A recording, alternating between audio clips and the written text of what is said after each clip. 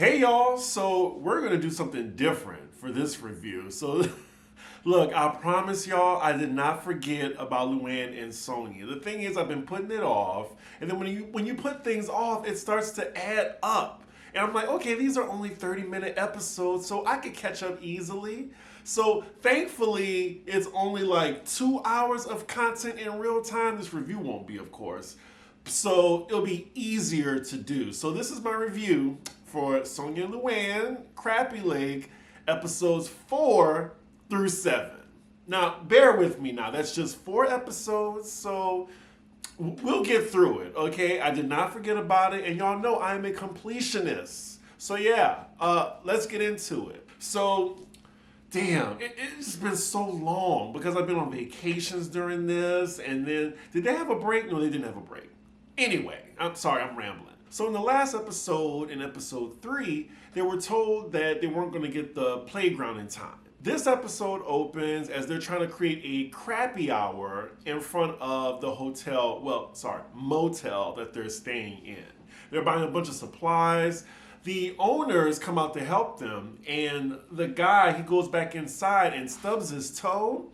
And this is the episode I remember that I had to look away a lot. So it looks like something happened with his toenail and it came off. Fast forward. I don't play with that. I don't want to see it. Your whole nail's off! Oh my God. They better not. Oh my God, his nail came up. Yeah, I just fast forward to the opening credits. I can't. So we fast forward to the evening. They have the crappy hour crap in place. It looks like the managers were doing most of the work, but we see Sonja and Luann getting dressed for it. They're basically putting lipstick on a pig. They have an abandoned lot and they just put a bunch of rugs and pillows on the grass. These people aren't used to nice things, so I think they'll appreciate it. So they actually have a decent amount of people that showed up to this, but I'm sure production is like waiting in the wings, asking people, do they want to come to this? I am curious though, are the patrons gonna pay for anything, or this is just free for them? So Sonja and Luann meet some local hicks and they tell them about a testicle festival where people are eating bull testicles, I guess. So the mayor shows up to Crappy Hour, and remember from the last episode, they still haven't told them that they're not gonna be able to get the playground. So they tell them the good news, which is just they cleaned the lot out. But the bad news, they couldn't get the playground. The mayor is very serious about this. Sir, you are depending on 2 Bravo celebrities to get you a playground when this is your responsibility? What's the qualifications to be a mayor in Benton? Probably a high school education, and that's it. So it looks like Luann and Sonja's crappy hour was a success, but they let everyone know that they're done for the night. But the manager of the motel's like, wait, where y'all going? We gotta clean this up. They're like, we set it up, bye. I really think he's gonna have to clean all that up by himself. He'll be fine though. I'm sure he's getting paid to be on here. Next scene, it's the next day and the day of the testicle festival. Of course they're going to this. They're also talking about this long list they have to do for the mayor. They have a lot left to do in however many episodes is in this season. She's also talking about her infamous interns that she has in her confessional and just says, oh, they don't like to be paid. I'm surprised she hasn't been sued yet. I'm watching this festival and I'm just playing the game Count the Black People. I think I saw 1 person. All right, so we see what a fried bull testicle looks like, and it looks like a chicken nugget, but no, I would not try it. No, thank you. Personally, I'm just tired of hearing all these ball puns. Well, at least Luann tried the testicles. Sonja didn't. She said, I only like balls on a man, and I lick them. And she says it this time with children around. This is some hick shit, y'all. They're having an Undie 500 where they put on tidy whities over their clothing and they bounce on a ball and race to the goal. And then Luann and Sonja also take this opportunity to try to promote their talent show that's coming up, I'm guessing later on in the season. I would need to be paid very handsomely to be stuck in this town. I can understand how they vote the way they vote based on what they like to do for fun. While Sonja and Luann are really enjoying themselves. I'll give them that. Next scene, we see Luann and Sonja partake in a high tea party that the town does like once a month. And this is where they have an excuse to get dressed and, you know, again, putting lipsticks on pigs. This is actually the most classiest vibe I've seen from this town. Most of this scene is just Sonja and Luann trying to recruit for their talent show. Time is just flying in this episode. So we're at the next day. It's the day of auditions. There's 3 times as many people now auditioning since they've been marketing it throughout the town. They're now hoping that they'll find some real talent in this city, which is probably like looking for a needle in a haystack. Oh, I can't watch that either. Just so many look away moments in this. They have a contortionist and I think his arm gets stuck and they have to pop it back in. Fast forward. After that unfortunate fail, they do actually find some people to cast for their variety random ass show that they're doing. Oh, and look at that. It's the end of the episode. They have to sort out who they want in the talent show now. They have to make cuts. And yeah, that's where it ends. This was an episode definitely you can fry catfish to, or you're like scrolling YouTube while it's playing in the background. But let's get to episode 5. So episode 5 opens on day 16 for Sonja and Luann. Wow. They must have just spent an entire month there. That has to feel like a prison sentence. It would for me. So their task in the beginning of this episode is the owners of the motel are sick and they're helping them clean the rooms. And yeah, watching these two clean should be entertaining. These two are cartoon characters, like 2 fish out of water. Oh, and not the bed bug killer spray. Would y'all stay at a motel? Have y'all ever stayed at one? I've never stayed at one in my life. So next scene, they're at the animal shelter, and I'm not really sure what Sonja and Luann can do. Are they trying to like find homes for all these pets? Because I'm guessing it's a crowded animal shelter. Those dogs do not look friendly, especially the way they're barking at the both of them. So as they're talking to the supervisor, it turns out it is their job to try and find homes for these animals because, you know, it's crowding in there. So their idea is to make a little dog park in the backyard of the shelter so the dogs can run around and play and not look so threatening in those cages as they're barking at people. Unfortunately, I am not a pet person. If I was, I would have one. Pets are expensive and they shit. That's the 2 things that's hindering me from getting one. Now, if I had a partner who wanted one, fine, you can have one, but it's your dog. Remember, I'll help out from time to time, but your dog. Feel the same way about kids. So next scene, the 2 ladies are at Dairy Queen now, and they're so excited. They said they've been waiting to go, but I'm like, there's a Dairy Queen in New York. Definitely. I think there's one in, correct me if I'm wrong, y'all, in the comments, my New York people. I could have sworn I saw one in Penn Station. Could have sworn. Not Luann having dairy issues, but she's still eating ice cream. I mean, I have the same struggle. I can't really have dairy like I should. I'm lactose intolerant, but I love mac and cheese. I love pizza. I love cheese. And it's not going anywhere. If I have to choose between blowjobs and cheese, I'm choosing cheese. Luann's now doing her best Academy Award acting about how distressed she is about the dogs not having homes.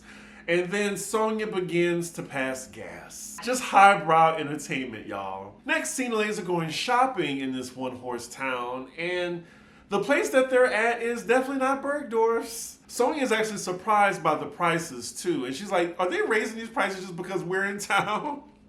I can totally see that. At first, she thought it was a thrift store, and looking at these items, it definitely does. I don't blame her. They're now trying on wigs, and let's just say, Sonja, don't ever cut your hair. You know what? Luann does kind of look like Lisa Rinna in that short wig. Lisa Rinna, I haven't heard that name in so long. I don't think I'm gonna miss her on Beverly Hills. She's been acting out ever since she got fired from the show. Anywho, Luann gets a call from the playground manufacturer, and it turns out that they have a playground for them, and it'll be shipped to them in a week. Ooh, child, so we fast forward 2 days, and it looks like they actually got the playground set. Doesn't look like a playground set, it just looks like a little mini house. Anyway, Luann is parking the truck and she backs into a street sign, like really hard. She didn't see that? The supervisor that they're working with, he's definitely had enough of them. So it looks like they're getting a playground situated, and then next scene, did we fast forward 2 more days later?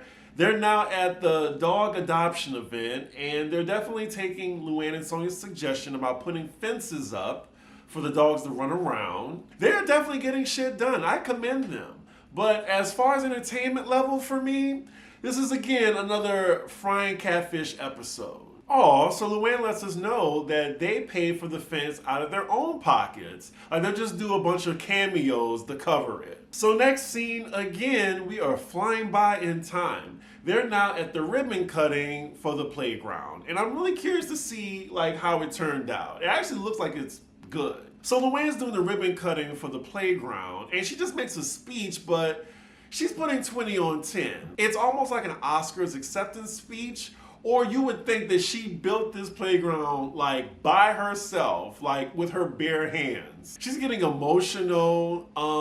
The speech is kind of long-winded and self-gratifying. Like the looks on everybody's faces is like, bitch, can you cut the ribbon? So she finally cut the ribbon, but all this for a playground.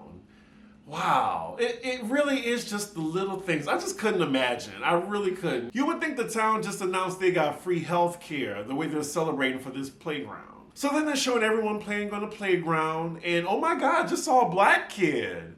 Who does she belong to? I haven't seen any black people in this episode. All right, so the credits are rolling, and we see that Luann got stuck in the tire swing. And that is where the episode ends. Whew, this is a marathon for me, y'all. So we got 2 more episodes to go. I hope you're still with me. Let's get to episode 6. So this episode starts off with the ladies getting a hot tub installed at the motel they're staying at. They are just playing around right now and playing with these people time who's trying to install it. So later on, the ladies are joined by Luann's brother, who I think, have we seen him on RHONY?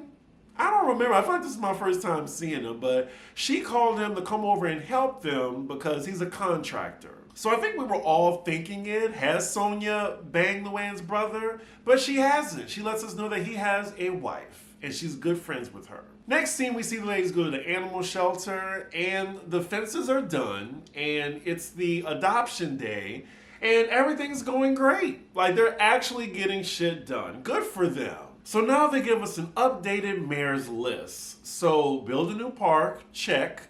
Upgrade animal shelter, check. So now that the increased tourism, the Christmas in July, and the end of summer performance, that's all they have to do. I wonder how many episodes is in this season because I'm just glad it's 30-minute episodes. Whoever thought of that, they're a genius because an hour of this, I probably wouldn't review it. Next scene, we see the ladies at the town auditorium. Okay, Sonja, for all these Telfar bags, you know, she was on it first before it got hot. And she's actually friends with the designer. As they're trying to create this original song for their variety show, they're kind of clashing on ideas. Like, clearly Sonja wants to do something different, and Luann, she's the songwriter. I've written 6 songs, darling. 6 whole songs. Congratulations, and happy birthday. Good grief, they are Lucy and Ethel to a T. Okay, we're on take 3, take 5, take 9. It's basically me doing a Housewives review. Next scene, the ladies are back at the motel along with Luann's brother as they're going through the rooms to see what they can change around. I'm definitely curious about the timeline of these episodes because it definitely looks like they're going back and forth in time. We then see them buying supplies for this rundown motel, and he's had the same carpet for 27 years. Disgusting. That has to be illegal. So they're back at the motel, they're getting to work. Sonja wants to take a bath before they, I guess, rip out the sink or start work on her room. We're now watching Sonja get into a bathtub that's overflowing. And who is she talking to? Is she talking to the cameraman? So I think the idea is they're only renovating Sonja and Luann's rooms. So the renovations are coming along. We then jump in time some more. They're now at the auditorium and they're doing rehearsals for the talent show. We see production interviewing the townsfolk who are saying that we didn't even know they were talented, but that's nice to know. Luann and these wigs. She is really just living her best life on this show. We also find out that it's 9 days until the talent show. During this rehearsal, it looks like nothing is going right. And then we cut to Sonja's confessional. She's saying, you know how much rehearsing I do? I do 30 minutes. That's it. And actually, she's going to be performing here in New York on August 30th at a city winery. I was thinking about going, but now that she's saying that she gives bare minimum, why should I be giving her my money to see her do bare minimum? We see Luann is in full director's mode right now, and Sonja's like, girl, why are you taking this so seriously? This poor girl on stage looked like she about to cry, getting directions from Luann. So now Sonja and Luann are arguing in front of everybody during these rehearsals. They now have the whole auditorium watching them bicker over their mics. And then the supervisor, he's on stage with no mic, just looking helpless and frustrated. The credits are rolling, thank God, and the rehearsals continue. And that is where episode 6 ends. We are now at episode 7. The finish line is in sight, y'all. The finish line is in sight. I will admit that the entertainment factor is dwindling. They could have made this maybe like a cute 6 episodes, and I think we would have been fine. But now I'm like, let's wrap this up. Anyway, let's get to episode 7. So this episode opens, and the town is going to be celebrating Christmas in July. Did they really film this like an entire year ago? We find out that there's not much to do in Benton in July. I mean, I would think all year round. So then that's where they came up with the whole Christmas in July. They are just playing around right now. Like they got a leaf blower out the trunk and now Luann is blowing it at Sonja. This is just such an unserious show, y'all. Next scene, we're back at the motel. We're just traveling through time here, and it looks like the renovations on their rooms are done. We see Luann's, and, you know, I see minor improvements. Again, lipstick on a pig. Okay, well, I do like the addition of the closets in the rooms. That is a significant upgrade. Still, they should not be charging over $60 a night to stay here. Honestly, I like Luann's room better than Sonja's. Sonja's room looks exactly the same. At least Luann looked like she painted. Next scene, the ladies are back in the town center, setting up for the Christmas in July. Luann is definitely in her element right here because she's telling people what to do. Next scene, we see them back rehearsing this damn Benton song, and it's a disaster. They have a week until their talent show or variety show or whatever show they're putting on. Next scene, we're rushing through time again. They're back at the motel and they're surprising the owners with a mural they did. And it actually looks nice. They put up a little patio set by it. They definitely spruced up the joint. Later on, it's the evening of the Christmas in July celebration. Luann and Sonja are in their slutty Santa wear. Think Mean Girls talent show. That's what they're wearing. They're doing the most right now. Sonja just started rapping. Fast forward. So they really pulled up to this family-friendly event in those Christmas costumes. Production is now getting feedback from the townsfolk, and one of them says that they look like prostitutes. They're now on the mic in front of all the townspeople. They're like chic clowns right now, and Sonja literally just snatched the mic from Luann. Those town people are so polite, or maybe they're just getting paid to deal with Sonja and Luann's antics. So the event looks like a success. They meet up with the mayor again, and he gives them the thumbs up. And I feel like there's only one more thing they have to do now, which is the talent show. So next scene, we are at the final day of rehearsals for this show that they're doing. We cut to the stage director and he says ticket sales are not that big. I'm sure production can just do an open call for extras, pay these people $50 a day, they'll be there for 8 hours, and they'll pack up the auditorium. So in the most random moment I've seen on this show, they've actually gotten Paula Abdul to show up to Benton for this variety show. Apparently Sonja and Luann know Paula Abdul personally. So they introduced Paula to some of the talent, and I'm guessing they're using Paula so they can sell more tickets to the show. Oh wow, so they actually got Paula Abdul like giving some lessons to the dancers? Okay. Look, I'm here for seeing Paula in boom cat mode. This poor man they've been working with to build the park, he's not going to the talent show, so his punishment is to rehearse with Paula and the girls. And here we see the credits are rolling, and you know I love that because we are at the end. So rehearsals end, and that's the end of the episode. Thank God. I made it, y'all. Episodes 4 through 7. Can y'all believe it? And next week is the season finale. Well, this Sunday. So I'll be caught up. In the last episode, it looks like it's solely going to be focused on that variety show. So far, I'm going to have to give this series like a solid C. In the beginning, there was some potential, but as the episodes progress, the gimmick is getting a little tired. That's the only thing. Like, Sonja and Luann are still likable.